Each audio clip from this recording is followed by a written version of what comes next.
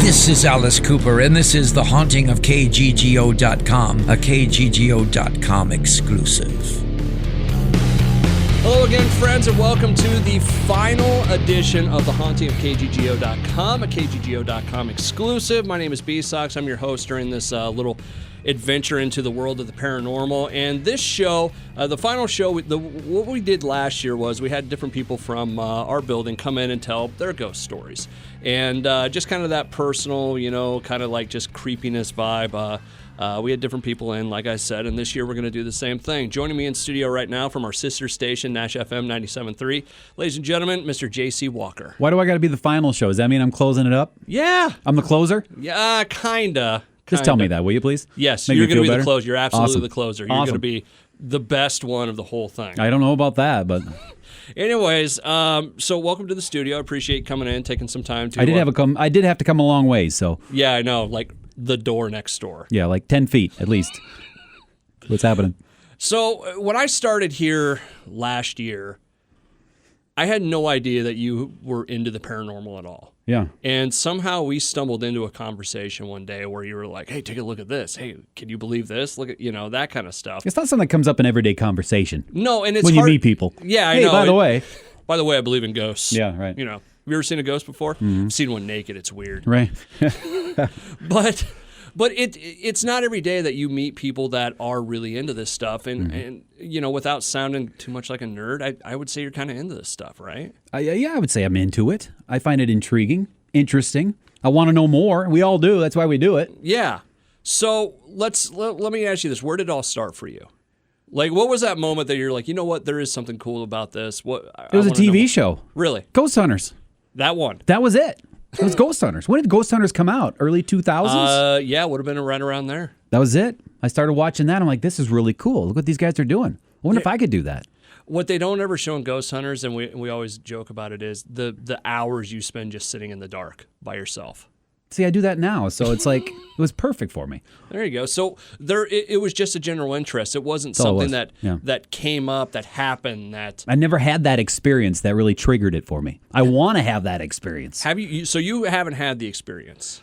I've never seen an entity. I've never felt like I've been around one or one's been around me. I haven't had that. Then what is all this evidence you always bring me? Because you'll bring me, like stuff from security cameras. You'll bring me stories from your buddies. Who's the one guy that I had a guy house? that I know. He lives in Norwalk where I live, and he's renting a house. Yeah, that's the one. He was doing some work with me on a job, and he's like, "Man, I got to tell you about my house. My cupboards and drawers open up in my kitchen on a regular basis." So I fished around because you never know. Yeah. You know, somebody's BSing you or what, but I'm like, so this really happens? He goes, yeah. Maybe once a week, once every 2 weeks, I'll wake up in the morning, all the doors will be open. I said, well, that's not right. That's not normal. And he's got kids there, and his wife's there, and turns out they see things in the corner of their eye, so he was worried about it. But again, he's renting. Yeah. I mean, he's got an option of leaving if he wants, but he doesn't, so it's hard to feel sorry for him. But nobody's getting hurt.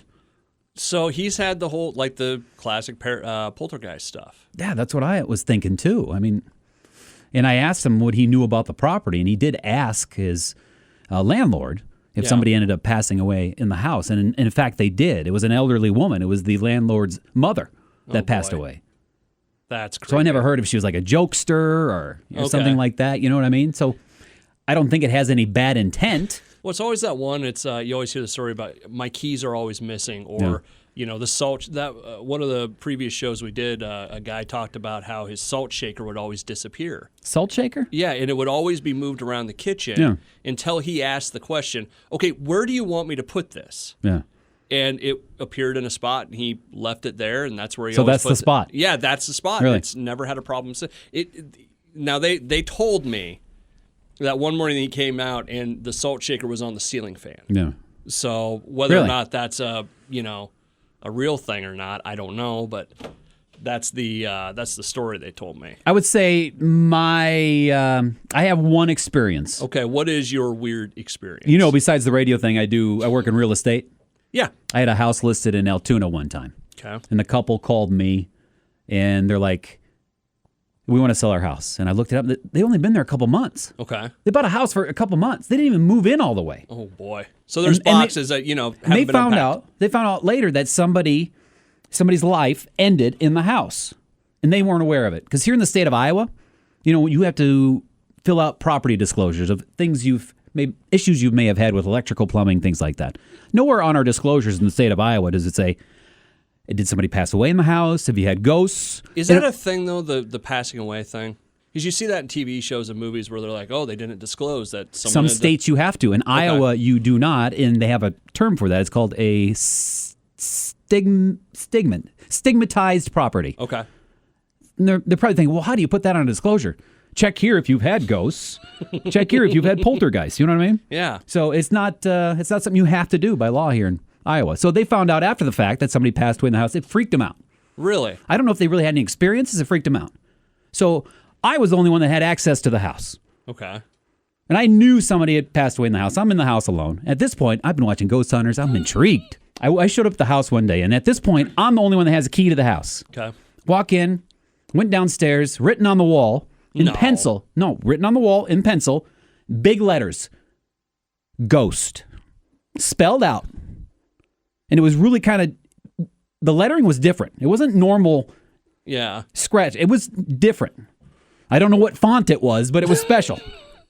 So I immediately called the seller. I said, were you in the house? He goes, no, why? Is there something wrong with the house? I go, come on. I said, somebody wrote something on the wall. He goes, are you kidding me? And I said, it says ghosts. He goes, I know you're lying. He didn't believe me. I had to take a picture of it. Do you still have the picture? I don't know. Probably somewhere. I don't know if I do. But that was an experience. So you walked into an empty house, only one with the key. Yes. Ghost is written on the wall. And think about this. If a seller's trying to sell their house, are they going to put graffiti on their wall? Or something like that where it's like, hey, let's make some really weird things happen in this house that make people go, do I want to buy a place that has...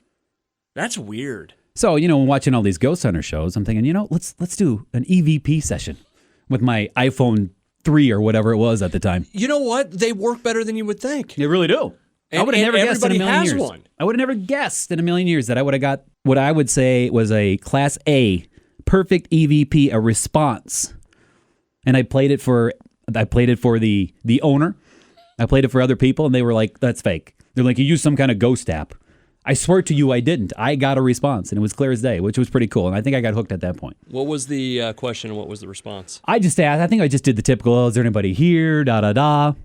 But the problem was the person that passed away in the house was a male, definite female response. Really? Yes. That's crazy. Yes. And here's what I'm going to tell you.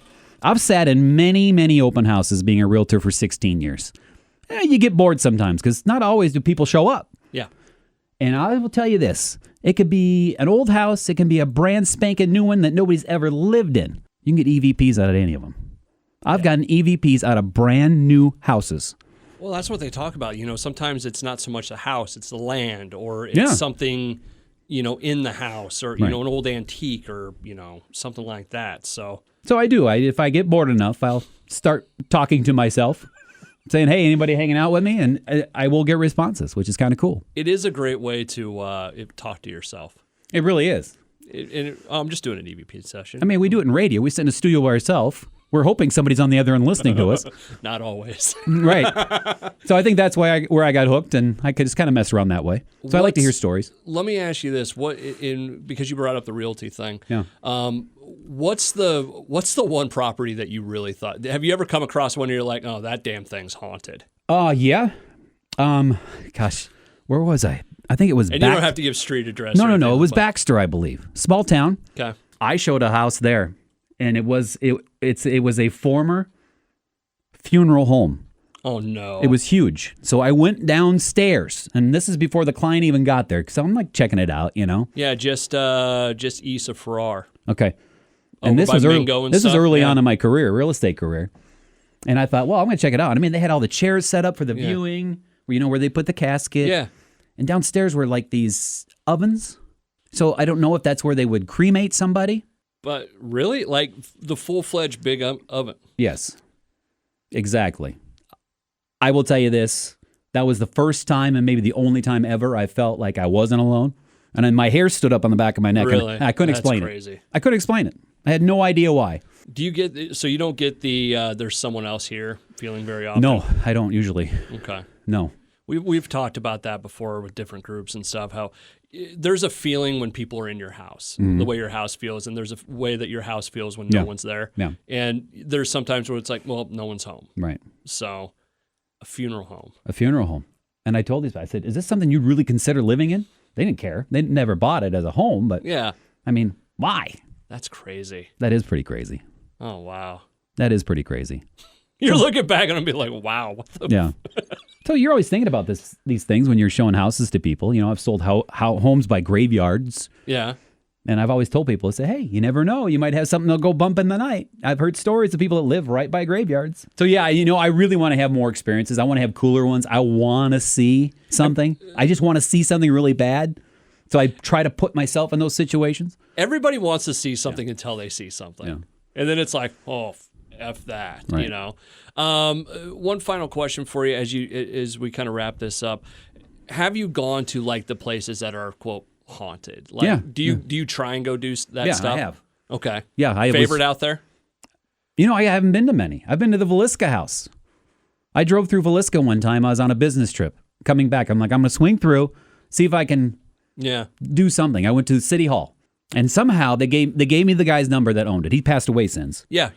I talked to him, and I was like, is there any way you can get me in? He goes, yeah, they keep a key at the City Hall. And the lady goes, yeah, I'll take you there. So she proceeded to take me down to the house, open the door, and she goes, I'm not going in.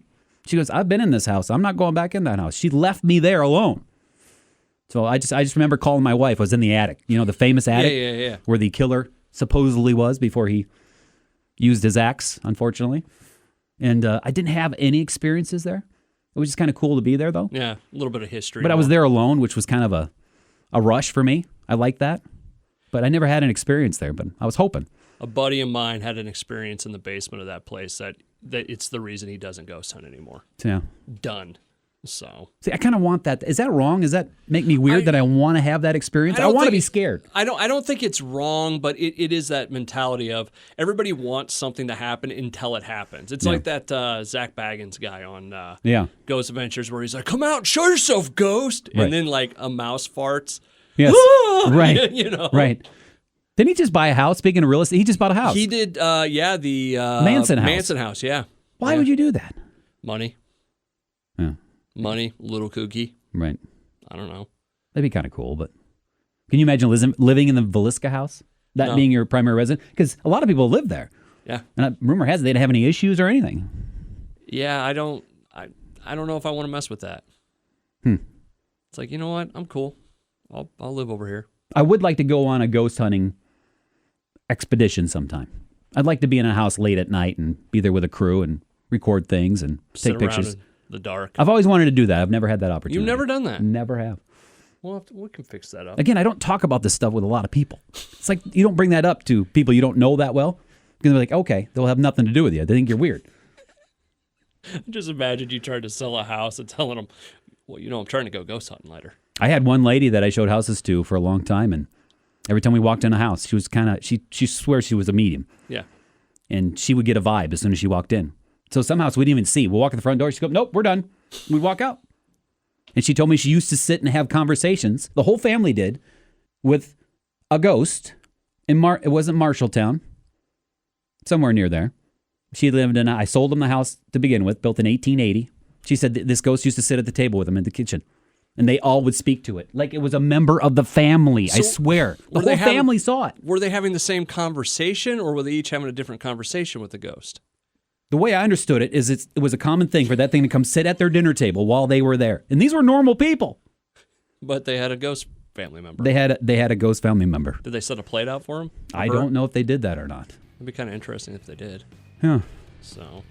Crazy stuff. Yeah, it is. JC Walker from our sister station, Nash FM 97.3. Thank you so much for taking the time, man. I well, thanks for inviting me. Yeah. We'll talk ghosts some more. Let's do it. We'll get you on a hunt.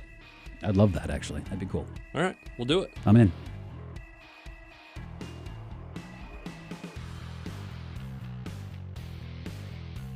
Welcome to the second part of the final episode, I guess, of The Haunting of KGGO.com. I'm still B-sox and still the host of this thing. Joining me in studio is our brand spanking new promotions manager. Sweet Jesus, do not call her a director. No. Listen, I worked hard for the title. Cassidy Manetta joins me. Hello, Cassidy. Hi. How are you? Oh, I said it first. I'm good. How are you? That's okay. Just, Jesus, I don't know why I had you in on this. I know. That's your mistake. You're stuck now. No, but you're joining me on the haunting of KGGO.com, and we've kind of talked on and off about, and I don't know, remember, or whatever, how it came up, but you have an interest in the paranormal, had some weird stuff happen around you, and know some pretty good stories. Yeah. How did it all kind of start for you? Like, was it just an interest as a kid? Was it just like weird stuff, or what? Nah, I never really had a ton of weird stuff happen. Like as a kid, I just was into, I don't know, I just was into weird stuff as a kid. And so a lot of Ghost Adventures and all those Ghost Lab used to be one, all those shows. See, that's how it was for me. It was just an interest, and then it kind of got cool for a while with ghost hunters and, like you said, adventures and Yeah. Zach jumping a mouse fart Baggins. Right. You're a big Ghost Adventure fan, though, right? Yeah. But like, love to hate it kind of thing, you know? Like, you can't really be a huge fan of Zach Baggins because that automatically makes you kind of the worst. There's going to be the off chance that he randomly comes across this, and that's going to be the part. You can't be a fan of Zach. Right. So Please don't block me on Twitter or anything. I need to know about the Manson house and what's going on there. Yes. Yeah, because he just bought that. Yep. Yeah. Which, man, talk about having money. Yeah, he's bought a bunch of weird houses. That's how he has that museum in Las Vegas and all that stuff. He had bought the Demon House. I don't know if you've watched that yet. It's a YouTube movie. But I haven't. Yeah. Oh, it's wild. You have to watch it. Okay. All right. So in some of our conversations, you've brought up that it was something about your old office. You're part of our company down in Topeka, which, if you know me, you know I have a special connection to Topeka and the races, and my buddies are always the Topeka knots, as we call them. But what was this? What happened at your building? So it kind of started off that I was just getting like weird vibes, and some like little things were happening, but I was kind of like, I'm just get scared when I'm by myself and stuff. So, like the first few things that happened, it was mostly in like the break room and the bathrooms were like the most activity, I guess. So like the bathroom is the bad one because you never. Yeah. It's like you're not safe. So like the first thing that I noticed that was kind of weird, and I just like was like, oh, it's just like a draft or something, was like one time I was in the bathroom and I was like washing my hands and the door behind me started swinging, which was really weird, and I was like, okay, like cool. Was it like the stall door? Or? Yeah, like the bathroom stall door just started swinging. I'm the one that I like didn't come out of, so it was like the one that nobody was in. So the ghost came out from taking a poo. Right, exactly. So that makes sense.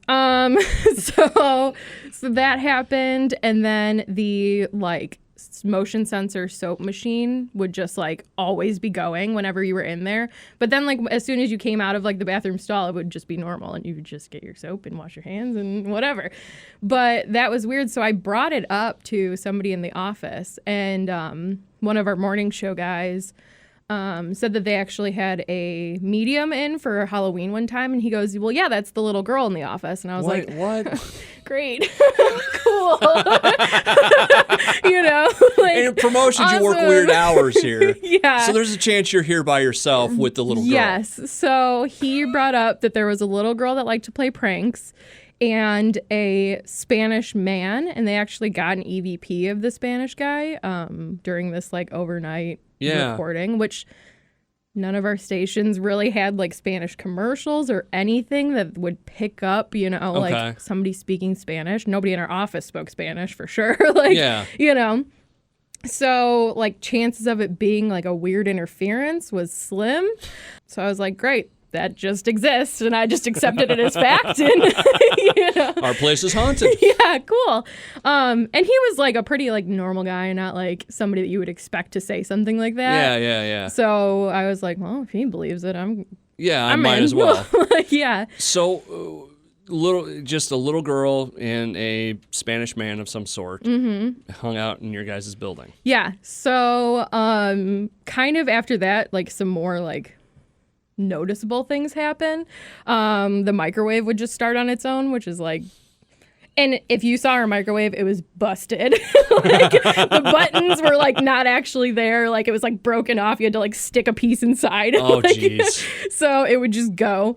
And then one time I was by myself at the station and I had left and I was like, oh shoot, I forgot to grab something out of the promo closet.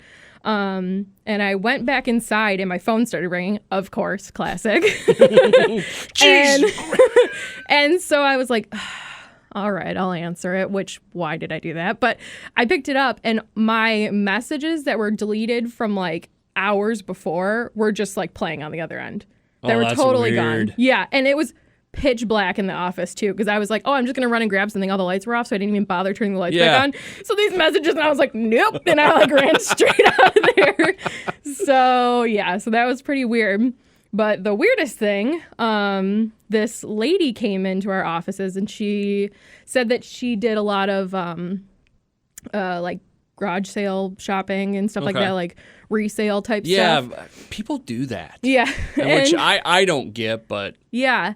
Well, and she said that she had bought this picture and she was like facing it towards her. And she said, I just felt like I had to bring this back to its rightful home. We're like, she's a crack. Yeah.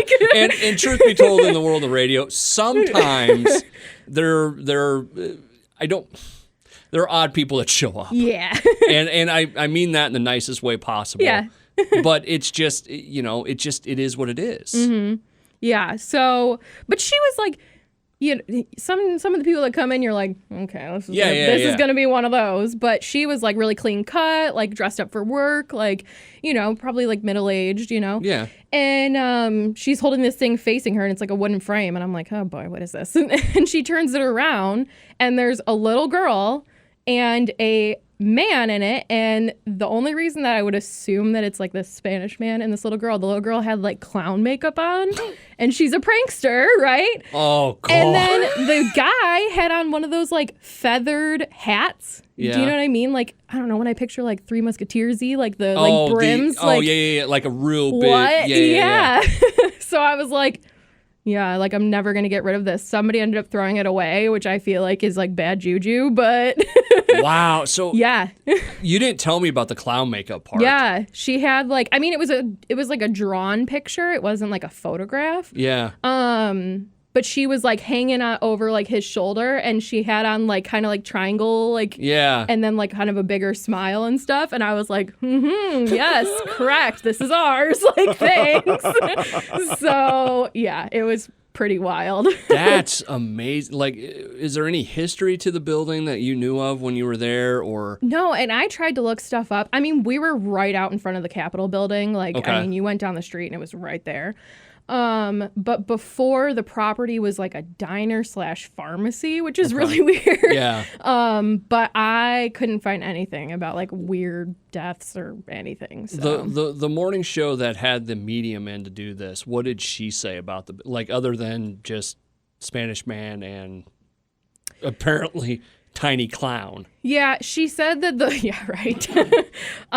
she said that the little girl, the only thing I got, because I actually ended up meeting her later because I wasn't there for the EVPs and all that. Yeah. I met her at another time and she told me that she got these EVPs. But they told me that she had come in. But the little girl, I guess, would like go like it was kind of like not a strip mall, but like buildings attached. I guess she would go like building to building. So she kind of like wandered that whole area. And then the Spanish guy, he just was there. They got a guy speaking Spanish on the recorder, and that was the only reason they were like, that makes sense. Okay, sounds good. Cassidy Manetta is joining me on the haunting of KGGO.com, a KGGO.com exclusive. You have one other story, and it's, boy, I'm trying to get past the little girl clown. Could you imagine coming around the corner at night and there's a little girl clown? I don't like kids in the first place, so. Don't like kids. Problem one. Clowns, not real happy with them either, but I was just picturing like a little girl dressed up as Pennywise. Yeah, no. About wow. how horrifying Ooh, I don't like that at all. But you had another story, and it's not exactly your story, but you were telling me, and it's such a great like paranormally thing that could happen to somebody. And it has to do with the Sally house, I believe, right? Yep. And some of the folks that we did one of the interviews with, folks from Riverside, Iowa, they were talking about the Sally house and just how insane that place is. Yeah. What happened? What's your kind of? Have you been there before? No, so I haven't been there, but Okay. One of the kids that we had hired for part-time promotions, Yeah. he was a tour guide there. So, yeah, which I would not want to spend that many hours in a place like that. But he would tell us about, like, that you could still see the pentagram drawn in the basement, like, on the concrete floor. Like, they tried to scrub it away, but it was still one of those there. stories. Yeah. And, you know, he just said it was kind of a weird vibe, but he didn't have anything too crazy happen to him. But this guy that he was working with, and he was there, his nickname was Panda. And he said that one day they were shutting down, which sounds like the worst job ever, like having to close up this place. But they The were... light switch is in the basement. Don't worry about it. You just have to go down, turn it off, and then run up the stairs as fast as you possibly can. Yeah, and bring like a cross and like holy water with you. But yeah, so they had shut everything down. They were going to walk out the front door. And I don't remember if he said that this guy forgot something upstairs or if the light had turned on upstairs. And they were like, oh, shoot, we forgot to turn that off. But he went upstairs by himself, and this guy was waiting at the front door for him. And he went upstairs, and they have, which if you watch Ghost Adventures, you'll see this too, but they have like a circle of toys for Sally to play with. And there was a panda bear toy, and Panda walked upstairs, and the panda bear was sitting on the windowsill after they know for a fact they had put them all in a circle. So the toy that was like his name was sitting on the other side of the room, and he booked it right out of the house and never went back. He quit his job on the spot. Wow. Yeah. That's crazy. In the Sally house, a little girl named Sally supposedly lives there. Yeah. Michelle from Riverside, she thinks it's more of a hag is how she described it. Which, yeah, I don't think anybody really believes that it's really a little girl anymore. I've heard a lot of like different theories that it's like something a little more. If I remember correct, there was a couple guys that went up there, and she was like, well, this is a place that you really need to stay in pairs when you go and investigate. And one guy, like his buddy went up, and he came down, and it was, and I apologize if I'm mixing up stories, but he said that, there was something up there that wouldn't let me come back down. And I've been sitting in a closet, and I was told I was supposed to murder every single one of you. Oh my God. Yeah. Yeah. And like I said, I apologize if I'm mixing stories because I've heard a lot of these, but I'm fairly sure that was the Sally house. So. Yeah. That one's super active. The stories are pretty crazy. There's a million stories about that place, but yeah, this guy was a tour guide, so he had to be there like every day. Boy, that's got to wear on you. Yeah. Well, and like I said, the worst shift you could have is shut off all the lights. Like, yeah. Or not. Okay, well, let me ask you this. What would be worse, having to shut off all the lights or go in the next day by yourself to get everything going? Yeah. And like come in and the toys are floating or they've been moved or something has happened. Yeah, I mean, I guess I wouldn't want to see the aftermath, although I'd be like curious. So knowing me, I would want to see the aftermath. But if there was morning light, I'm afraid of the dark. I'll be honest. I don't do dark at all. So I'm picking the morning shift no matter what. Okay. Yep. Cassidy Manetta, our promotions manager here at Cumulus. Thank you so much. I appreciate it. Yeah, thanks for having me. Hopefully this was fun for you. Yeah, it was all right. Yeah, I'm sorry. Future CEO, everybody. Yeah. Thanks, Cassidy. Yep, thanks.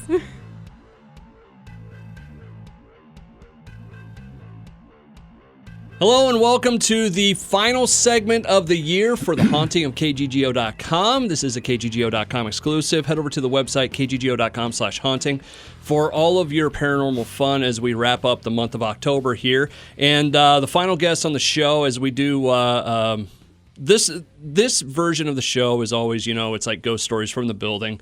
We had JC Walker on from Nash FM 97.3, Cassidy from our building, the promotions manager, not director. And we're going to wrap it up. He doesn't work in our building, but he has been on a lot of ghost hunts, and a lot of weirdness has followed him. I don't know about weirdness. Ladies and gentlemen, my dad, the Chief, is in the studio with me for the final segment of the Haunting of KGGO.com. Welcome. Thank you. Thanks for having me. I appreciate you coming in today. No problem. Taking time away from your mowing and your grandchild. That's pretty much it. That and the wood shop. Yeah, my wood shop. I know. So here's where it gets kind of weird, because for the longest time, I didn't know you liked the paranormal as much as you do.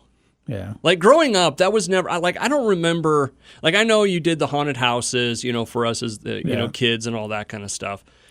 I never really knew that you liked going and doing this stuff, like going out and investigating, going and visiting these places. Yeah, it was kind of something that came, later on.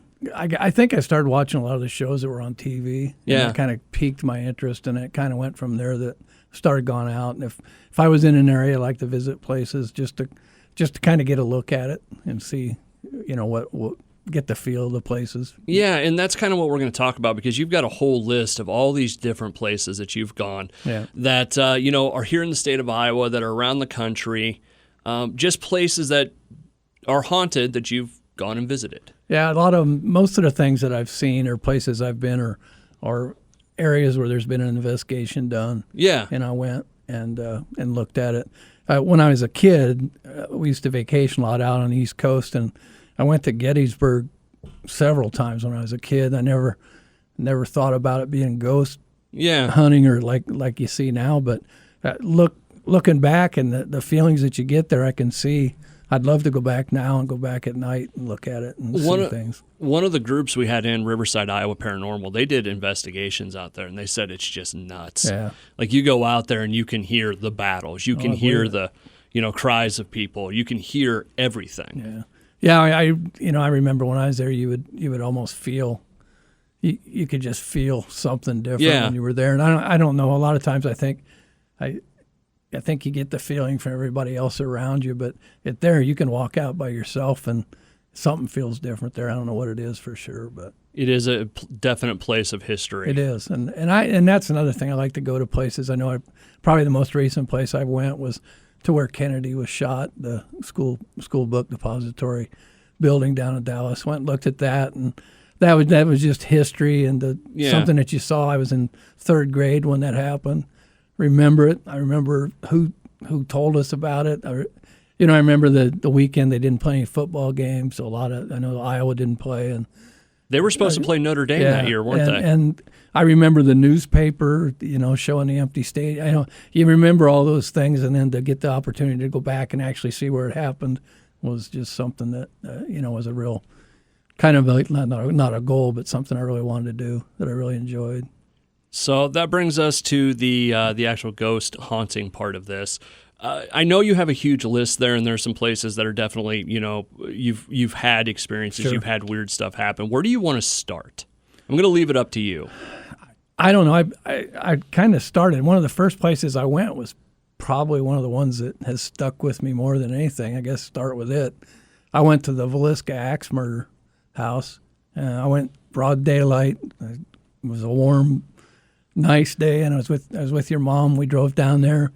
There was an elderly gentleman that I think he's passed away now, but what was his name? I won't be able to think of it now, but it'll come to me. There's someone that's watching this that knows who we're talking about. He actually gave us a little presentation with some video, took us to the house, gave us basically the free run. We could stay. He said, stay as long as you want. He kind of walked us through. And then he left, and the whole time, I guess, being in law enforcement for as long as I was, that was never solved. And that was of real interest to me, is how you could have a murder that because it was serious. 7 people, I want to say. I think it was 6 altogether. There was the 4 in the family, and then 2 little girls spending the night, if I remember right. And your mom and I walked around, did things. We had a video camera. And 6 members of the Moore family and 2 house guests. Right. I guess, I knew it was quite a few kids got murdered there. Yeah. But we walked around the place, and it just something about, you just feel like they talk about cold spots. Well, you felt cold spots, and I mean, you could literally put your hand out and feel a difference. Yeah. We walked up the stairs where the people were killed in the beds, walked all through the place. It just something like, I felt like somebody was looking over your shoulder the whole time. Yeah. I can't describe it any better than that. But I know we had a video camera, and your mother she had a lot of experience with video cameras with 2 boys playing sports and videotaped for years. And when we got home, we got to looking at the videotape, and like segments of the video were out of order. Like when we were leaving would be towards the start of the video, and it was just all jumbled up. So it was really... It was weird. Yeah. Because I remember looking at that video and thinking, why? Because I was in college when you guys went to do that, and I was starting to get into more of the video editing. I'm like, well, how is that here and this is over here? I mean, it was weird. Yeah, we couldn't explain it. But the thing that bothered me about it, I know driving home, it's a pretty good drive. I think I don't know how far it is out there to Villisca, but a couple hours, it seemed like. I just literally felt like somebody in the back seat.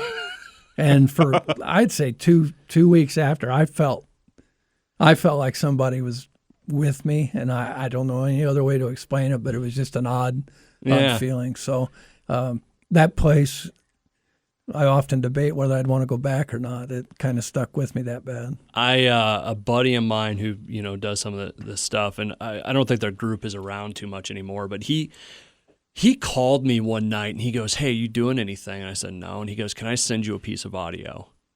And I go, "Okay," because for a lot of these groups, I'll take a piece of audio, clean it up, turn up the volume, take out the white noise, that sort of thing. And he sent me this piece of audio, and I'm not kidding you. I called him back and I go, "What is this?" And the only way, and it's funny, I've talked to him, since, and basically he's like, we never put this out for anybody because it's too good, because you're going to have too many people, try and tear it apart. And he's like, "What do you think?" I go, "Well, I have to run it through the spectrum of, could I make this?"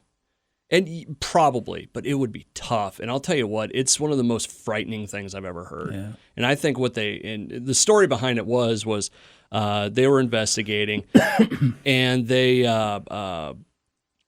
went out for a break to get out of the house for a little bit, and they left a sound recorder in it. And they go back in, and they didn't even know they had anything until the next day. But long story short, I think they caught the attack on tape. Huh. It's just frightening. Yeah. And that place is an odd feeling from the time I walked into it until I left. Kind of the older gentleman that ran at the time, it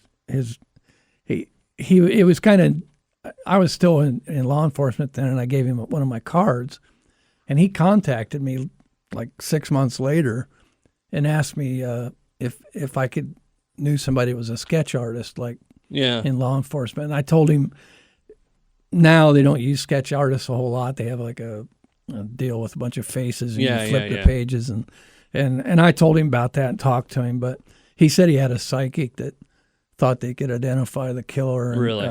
It was really interesting that I just finished a book, and I have to look down and get the name right, but it's called The Man from the Train. It's by Bill James.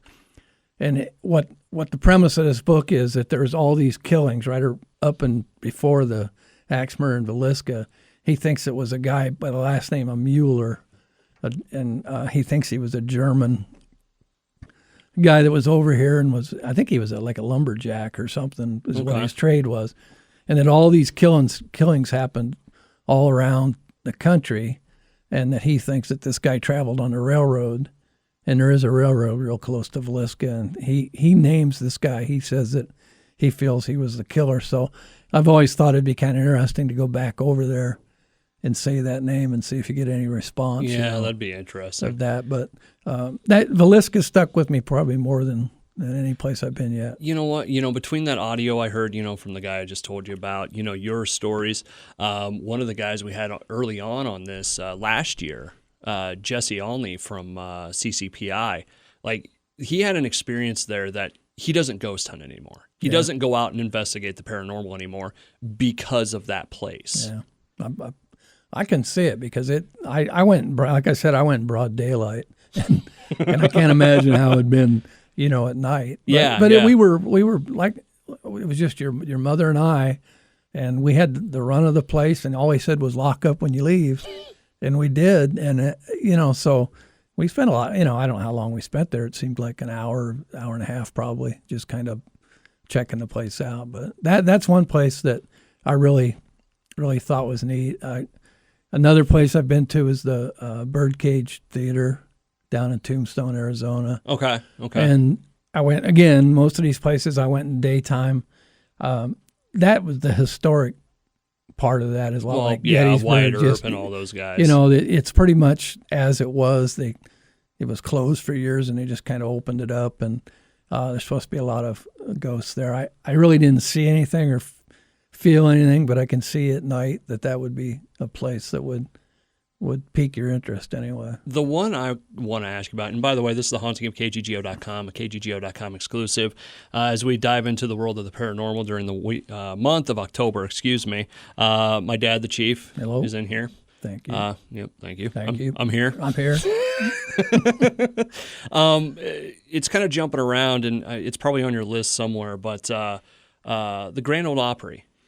Yeah, I went there not going for doing any type of This is ghost just hunt. a fun story. This is just cool because you called me and Marcus over, my brother. Yeah. It was like, you'll never believe what I got on. Yeah. We went, again, I was with your mother. We went on a tour of the Grand Ole Opry. It was a rainy day in Nashville.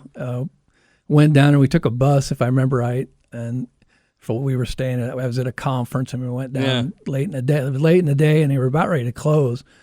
Very few people on the tour. We went backstage, and you could stand up on the stage, walked up in the balcony. There's like a balcony up there, and I walked up, and your mother was down by the stage, and she took a picture of me, and I just was standing up there, and the picture's kind of dark because it wasn't lit. You could see my outline. But we got back to where we were staying, and she was reviewing her pictures, and she said, "Look at this." And if you look off to the side of me, literally looks like an older gentleman in a gray suit. It looks like he's sitting in a wheelchair or something or other. But it's one of the damnedest things I've ever seen. Like he's looking at me, and I did not see that. I don't think there was a picture on the wall or anything, and it could have been. What I thought was interesting with it is, when you take a picture that's far away or kind of dark, you get that grainy effect. Yep. That's what that guy was made out of, was that kind of grainy effect. Yeah. And it was just the weirdest picture. Yeah, it's almost like you can see through him a little bit. Yeah. And the interesting thing about the gray suit was that was originally like a tabernacle, and they had a reunion there of the Confederate Army, like I don't know what year it was, maybe the 50-year anniversary of the Civil War for the Confederate Army, and they had a lot of them soldiers there.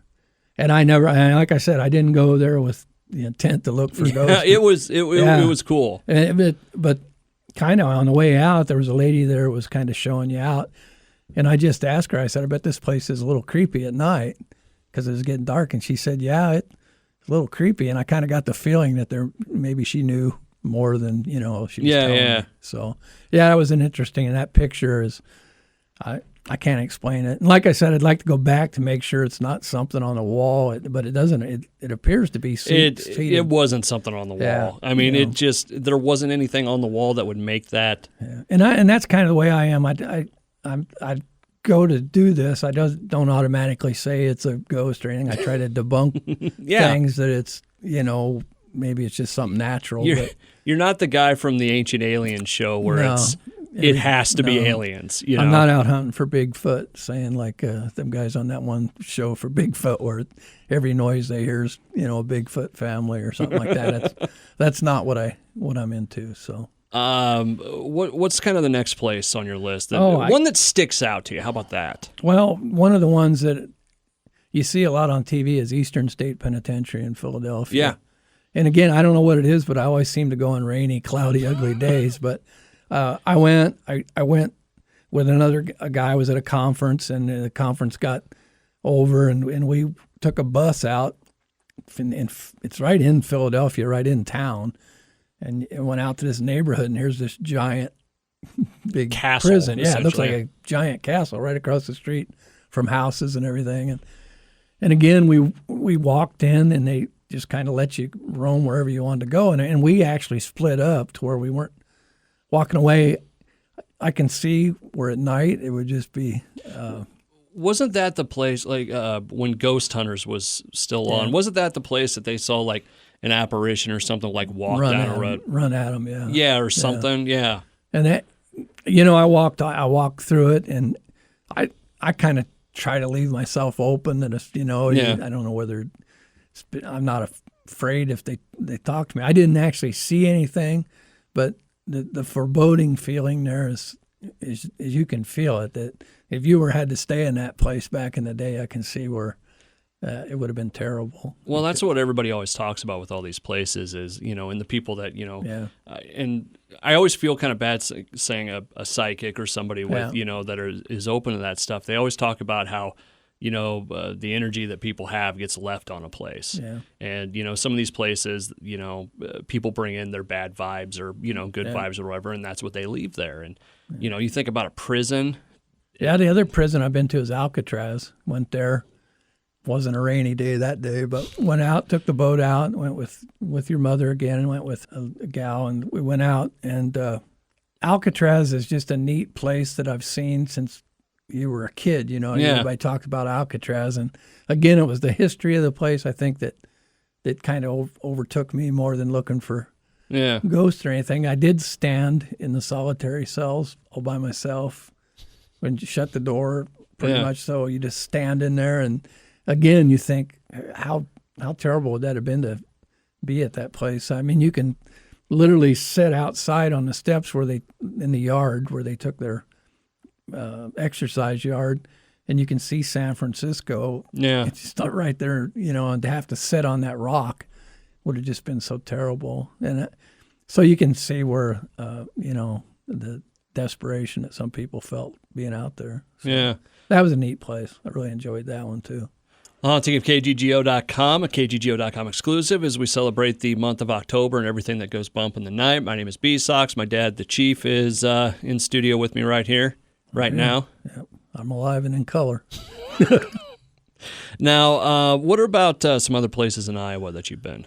Well, a really fun place that I thought to go to, and just, again, for the history of it, was the Surf Ballroom up in Clear Lake. See, I've heard different stories about that some people are like, it's haunted. Other people are like, nothing. Again, I went just during the afternoon. Again, your mother was with me. We went, looked around the place. What's kind of neat is it hasn't changed. I don't think it's changed a whole lot. And they got the phone there that I think Richie Valens called his wife or whatever from. And you kind of look at all that. And then we went back and sat in the green room, and they have all the signatures of all the people that have entertained there through the years. Kind of a neat place. I'd sure like to go do that at night and see what it would be like. Didn't somebody go, you were telling me before we started recording that some guy went out and did like a EVP session or something out at the crash site? Yeah, we went out there too. You can go out, get directions to the Buddy Holly plane crash site. It's out in the middle of a cornfield, basically. You walk out.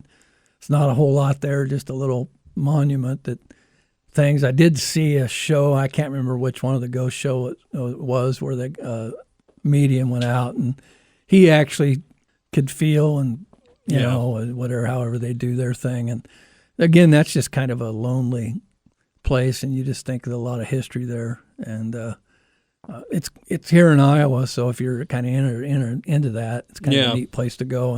And again, just for the history of what happened there. Let's go to the Twilight Tea Room. Okay. This is so on a side podcast that I do. We did a Halloween episode, and our friends from Paranormal Endeavors were good enough to let us come down to an investigation they were doing. Twilight Tea Room is here in Iowa. It's southeast of here.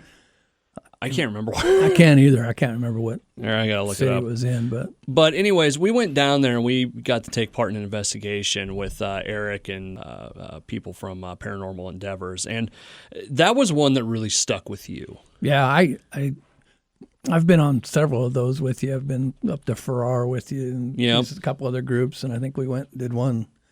Was it in Adele at a museum? Oh yeah, I forgot about that one. Been to a couple of those, and the one at this tea room, Williamson, Iowa.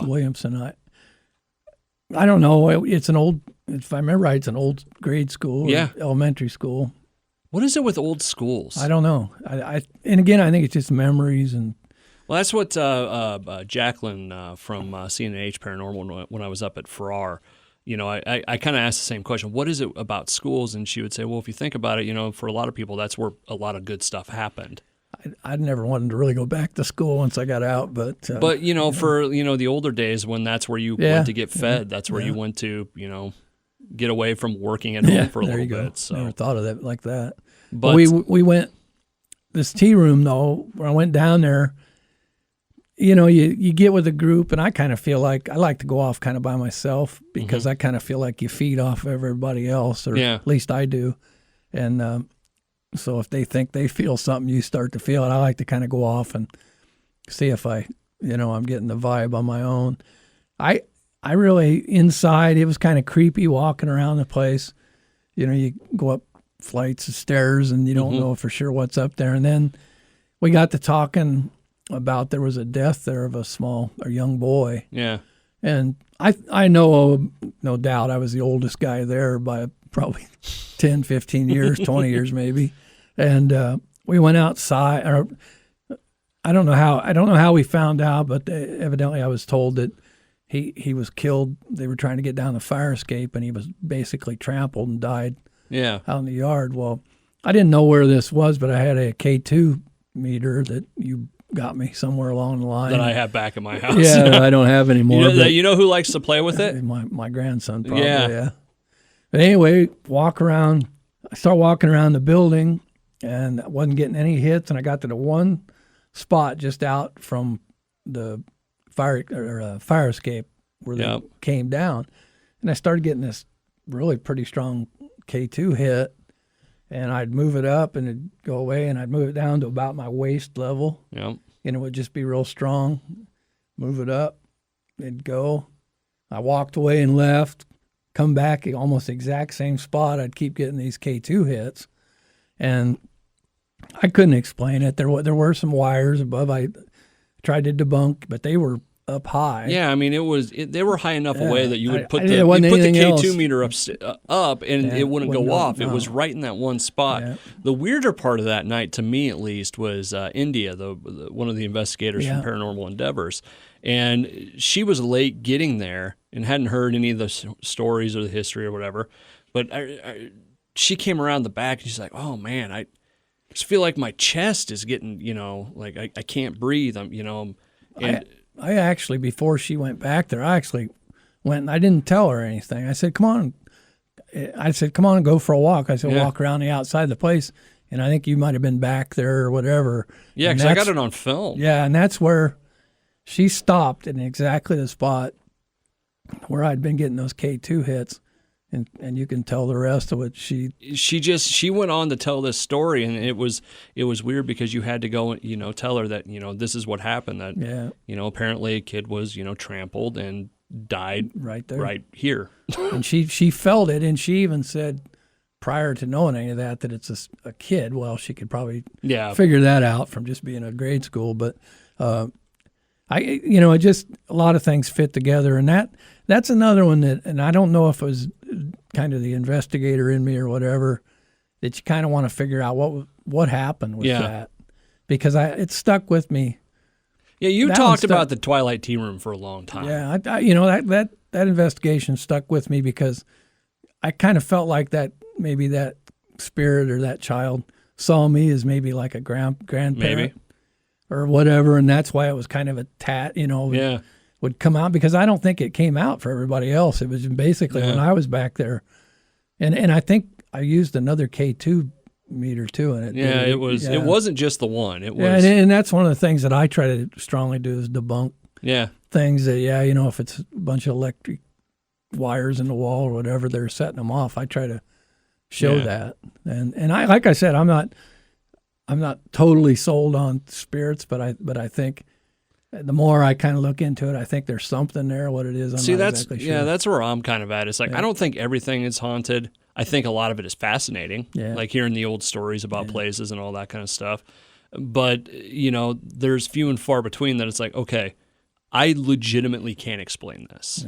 Yeah. I can't find that answer as to why it's happening, why this happened, why I saw something run up the stairs at my house, and yeah, that's weird.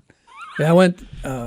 One other place that I went to that I really enjoyed kind of the history of was a place called Calneva, and it was a casino and kind of a resort that the Rat Pack, Sammy Davis Jr. and those guys, entertainer. In fact, him and Frank Sinatra, I believe it was Frank Sinatra, owned it at one time, and that's a place where Marilyn Monroe went a lot, and I'm always liked Marilyn Monroe for some reason. Gee, wonder why. Yeah. And anyway, Marilyn Monroe spent a lot of time there, and they have these little cottages out from the actual casino area or where the shows were that have these tunnels that go out to them. And I went out there and had a tour guide that talked to you and showed us all the places, and it was really neat. Calneva is built right on the Nevada-California state line. It has an actual line that runs through it. In that movie, I can't think of the name of it, just Royal something that just came out lately. There's a movie that's based on kind of like Calneva. Something at the Royal, I can't remember the name of the movie, but a recent movie. But it's built literally right on the line. The swimming pool has a line where you can swim from. They have a couch there that you can set one person in California and the other in Nevada. So it's kind of a neat place. And the pictures that we took had a lot of like orbs. And I don't know whether to believe in orbs or not, but they're full of orbs. And there was a room where they did the shows. Yeah, took a lot of pictures of that. And but those places, nothing really stuck with me other than I really enjoyed the place. Is there one experience that creeped you out, like that just didn't sit well with you, that Well, I had an experience at your house the other night, but you had a cat, and the old Kinnick was his name, and he passed away here not too long ago. Yeah, back in January. Because I've got a good Kinnick story that relates to. I used to go, and when you were gone, I'd go over and feed your cats, and I like cats, and you have two, and I would always pet them. And Kinnick always rubbed on my leg a lot, and your other cat not so much. He kind of Wrigley's not a people person. But the other night I came over and I went in your house, and both cats were sitting on a set of steps. We'd since got a new cat. Yeah, a second cat, and they were sitting there, and I was rubbing, and I literally thought I felt a cat rub up against my leg enough that I even looked, and it could have been my imagination, but it didn't creep me out. It just kind of made me wonder, is that the one that creeped me out was Jace the one morning, and our routine in the morning is I get up, go downstairs, get him ready for the day, and then we go upstairs and he'll watch TV for a little bit while I get ready, and it wasn't too long after Kinnick had passed, because he passed suddenly. It was we the way the vet said it was you got on top of a bad situation early, that it was going to get much worse. But anyway, so Jace comes upstairs and Wrigley's sitting in the one corner of the room, and Jace looks over and he goes, "Hi, Kinnick. Hi, Wrigley," and just went about his day. Yeah. And I thought, wait, wait, what? Kind of makes you wonder. And it was just weird. And I asked Jace, I go, do you see Kinnick a lot? Yeah. And it wasn't a weird thing to him. The feelings that you get, and like I said, the Velisca thing, it just something about, I think that out of every place I've been probably creeped me out, and you wouldn't think a little house in western Iowa would do that to you. But I mean, I was there in broad daylight. I can't imagine if I'd have been there at night and then had to drive home, and so I just can't explain the feeling, but it just felt like I had somebody with me, you know, looking over you, you know, almost like they were hovering behind you all the time. And like I said, it might be that you've heard about a place. Yeah, it's so in much. the back of your head, you know. But like I said, we've been on several of these things, and I pretty much walk off kind of by myself to investigate, so I don't get scared too easy. But so nobody sees. Yeah. I don't cry too much. So. The one I always liked that you told was when you were putting together the entertainment center in the basement of your house. Yeah. We had got some kind of entertainment thing to put a TV on, and I was in the basement. We have a room down there, like a family room, yeah. And I was sitting on the floor. We had a little dog at the time, and the dog was standing there with me, and nobody else was home. And I literally heard the back sliding door slide open, and I heard it shut, and I heard somebody walk down the hallway. I mean, I could literally hear the footsteps, and I yelled, you know, thought Mom came home or somebody. Went upstairs, and wasn't anybody there. And I still, to this day, don't. I would have, and even the dog. The thing that I know I heard something is because the dog even looked and kind of alerted on the steps. So, yeah, you don't know if that was somebody there or not. I still think there's something at your house. Yeah, could be. I mean, there's because there was Mom's story about seeing your brother who had passed on the back step. Yeah. And she's not the kind that, you know, that's the thing. A lot of times things happen like this. And again, I kind of wonder if maybe you in subconscious, you've seen something that it sticks with you. You know? But, well, the one experience that I've had that really made me go, okay, there's something to this, was in your house. So, and that was that ceiling fan. Yeah.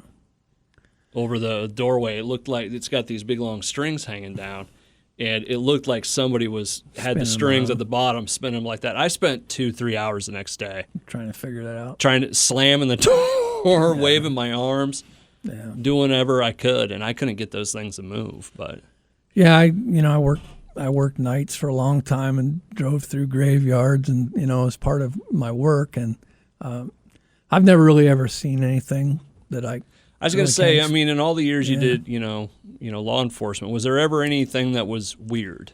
I really can't think of anything that I ever saw that I couldn't explain later. You know, there was things that would startle you and things like that, but I really can't think of anything. And I don't know. And like I said, I didn't really start getting a lot into delving into this until, you know, a few years ago. I started watching a lot of the shows, and it was kind of interesting. But I've had a couple of the groups ask me if I wanted to join their groups, and I don't want to devote that much time to it. And those people that do get into groups, they take it really serious. That's always what it is for me. I've been asked too, and it's not that I'm not, you know, honored to be asked or anything like that. It's just like, man, I'm a dad. And, I work a job that's crazy hours. I work, another job that's crazy hours. It's like there's just not enough time in the day. Yeah, and unfortunately, it takes time, you know, to go out and do all these. But yeah, if there's a place out there that I can go to, I'd really like to get back to Gettysburg. Yeah, and check that out again. Another place I've been that I've always kind of wanted to go to that I actually got to go to was the Custer battlefield. Yeah, Custer's Last Stand. And that is just the loneliness of that place. If you were out there at night, I can imagine standing out on that prairie and just thinking what those guys, what they felt like and what they saw, and the guys that lived even, that got out of that. Yeah, it's just a scary thing. So those are the kind of places I like to go to. And if there's any place that there'd be spirits, I'd think that would be one where it'd be. Same with Gettysburg or Antietam's another battlefield I've been to, out a Civil War battlefield. That was one of the bloodiest days of the Civil War, and that's in Maryland, if I remember right. And they have the old bridge that they fought over, and there's a sunken road, it was called, where there was just hundreds of people killed there. And you go to those places and think of the history, you can see why. Yeah. There would be a lot of spirit activity there. So I'd like to get back out there. All right.